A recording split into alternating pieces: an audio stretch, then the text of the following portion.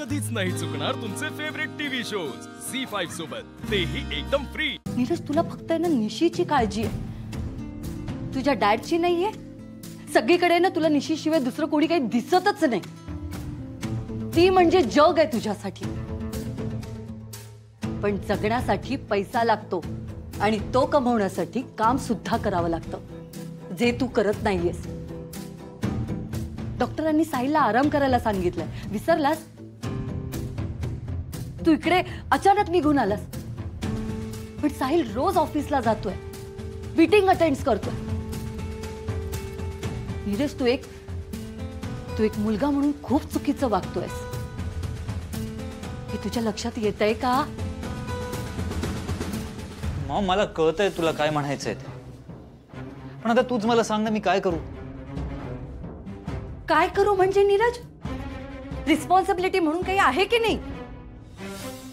Maugham, I understand आणि I promise, एकदा इकडचं सगळं झालं ना तर मी फक्त आणि फक्त बिझनेसकडे लक्ष देणार। आता मला माहित नाही तुझं डॅडशी बोलणं झालंय की नाही, पण मी डॅडशी बोललो आणि निशी प्रेग्नेंट आहे हे कळल्यावर डॅडनी मला स्ट्रिक्टली सांगितले की तू ते सगळं क्लिअर करायचं आणि निशीला घेऊन यायचं, त्याशिवाय मुंबईला परत यायचं नाही। मला कळतंय की तुला डॅडची काळजी वाटते, तू हो ना पुढे मॉम,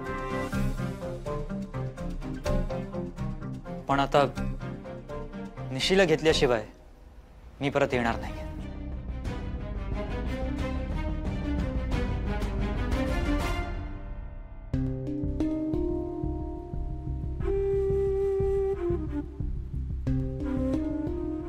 निशी, चल खाऊन घे। उभी, मला भूक नाही अगं, मला ना कसं तरीच होतंय, माहित नाही का, पण जरा असा थकवा येतोय ग। निशी अगं, म्हणूनच मी तुला बोलले की बाहेर येऊ नको, सगळा पसारा आहे बाहेर, आवरावर चालली ना तू इथेच खा। उभी, मला खरंच नकोय, तू घेऊन जा ना। अगं पण दमल्यासारखं होतं ना तुला, मग खाल्लं की बेटर वाटेल ना। उभी हो, पण मला ना भूक नाही अगं, म्हणून। पण एक मिनिट, तू उपवास केलास?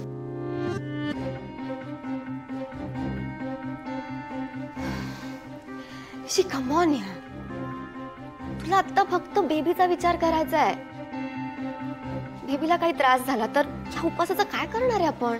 मला पटतंय सगळं उभी, अगं पण कळायला लागल्यापासून आम्ही सगळ्या मैत्रिणी हरताळिकेचा उपवास अगदी न चुकता करायचो।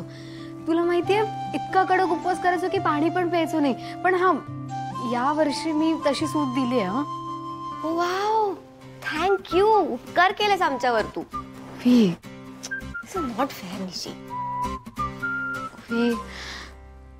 म्हणजे मी आणि सर एकमेकांपासून आम्ही दोघेही लांब आहोत। मी त्यांच्यासाठी आता काही करू शकत नाहीये, पण निदान जे करता येईल ते त्यांच्यासाठी करायचंय, ते मला सोडायचं नाही हवे, म्हणून मी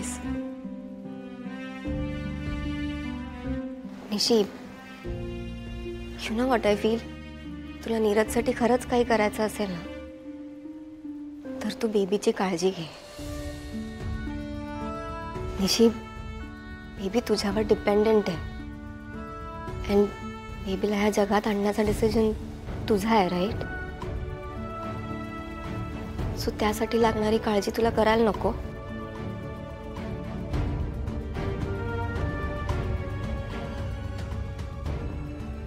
सगळ्यांच्या नशिबी आई होण्याचं सुख नसतं, तुला नशिबाने ते मिळतंय तर प्लीज प्लीज काळजी घे।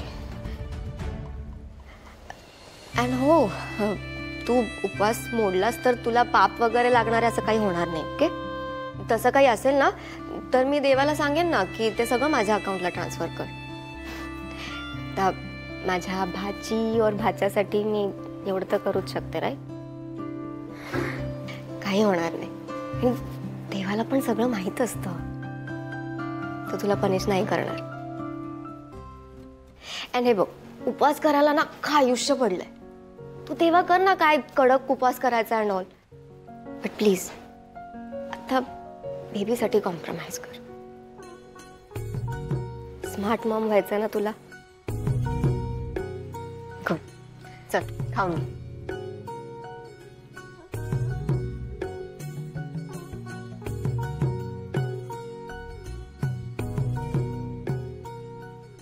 Good girl. बंधू काका आता बघ अगं ते पक्कड शोधू केलंय मी ती माका गावात नाही म्हणून हैसरीला शोधक ओवी तुझ्याकडे मी पक्कड दिलं होते ना ग काय काय ठेवलंस तू ते माका गणपतीची आरस बांधूची हा ना म्हणा हवी आहे माका. बंधू काका सोफ्या खाली ठेवलीये. डुग्गूने घेतली असती ना म्हणून तिथे ठेवली. सोप्या खाली हा बघते मी.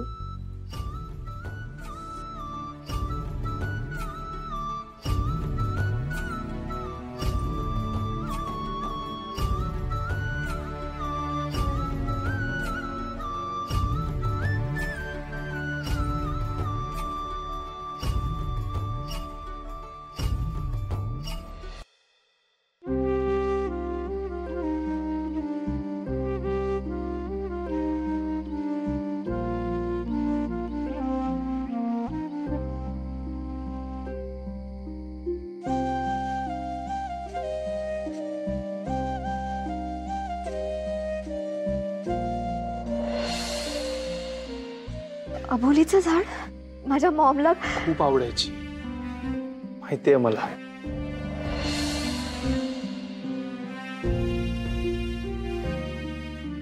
सिनू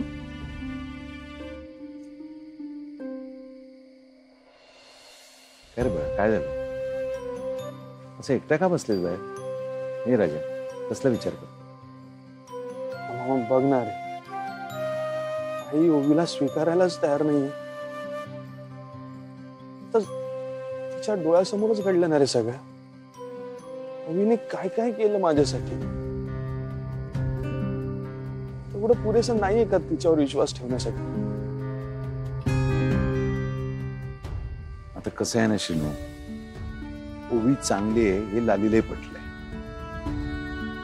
विशेषतः चारूच्या प्रकरणानंतर म्हणजे ओवीनी तुझ्यासाठी एवढी मेहनत घेतली पुरावे गोळा केले हे सगळं केलं नसतं तर आज आपली काय अवस्था झाली असते सगळ्यांची याची कल्पना लालीलाही आहे. पण आता अडचण ही आहे की लालीचा अहंकार तिला माघार घेऊ देत नाही. आणि तुला तर माहितीये स्वभावाला औषध नसतं. पण मला सांग तुझ्या बाबांचा तुमच्या प्रेमाला पाठिंबा आहे ना मग का थांबले तुम्ही. मग कधी कधी माझ्या मनात विचार येतो की मग सगळ्यांचाच आमच्या लग्नाला पाठिंबा आहे मग करावं ओवीशी लग्न. पण मग अडतंय कुठे. तर मलाच माझ्या विचारांची लाज वाटते. मी ओवीला सुद्धा अशा पद्धतीने आईला किंवा घरातल्या कुठल्याही माणसाला दुखावून लग्न नाही करायचं. मग तिला इथून निघून जावं लागलं तरी चालेल. खरं तर ओवीमध्ये उम्माची गुण आहे. फार संयमी मुलगी आहे आणि तू सुद्धा. खरं सांगू शिनू या सगळ्यात मी तुझी परीक्षा बघत होतो. त्या परीक्षेत तुम्ही दोघे पास झाले. हे बघ राजा तू काळजी करू नकोस. मी लालीकडे शब्द टाकतो ती मला नकार देणार नाही.